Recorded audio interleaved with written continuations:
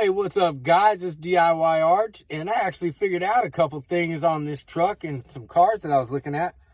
If you look at your fuel gauge there, and it has an arrow pointing there, that arrow is to tell you which side your fuel cap is on.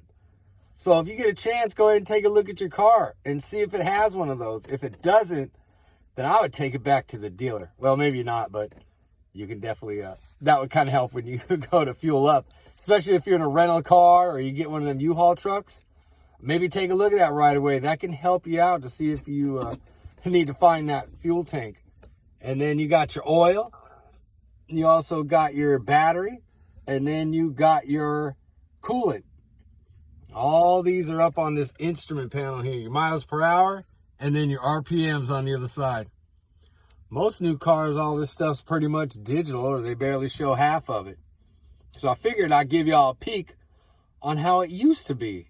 And it'd be nice to be able to watch your temperature. And it's nice to see how charged your battery is. And it's great to make sure you have good oil pressure in your engines. But mainly all they do nowadays is just the fuel and the temperature, if that. Otherwise, it gives you one of them damn, it's too late to do anything warning lights. So I just figured I'd give y'all a quick peek at this, but I did notice that that arrow there is pretty slick. And for an older car, it has it. So that's pretty neat. So if you guys get a chance, make sure to like, subscribe. Oh, one more quick tip for you while we're here. If your car and you're on the road and begins to overheat, you can always turn your heater on. Turn that heater on full blast.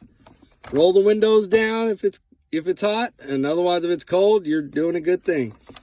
But that'll help control your temperature before wherever you're trying to get to. But yeah, turn your heater on high, and that will help cool your engine to wherever you're trying to make it. But get over and get some antifreeze, that way you'll survive. All right, guys, I appreciate you watching the video.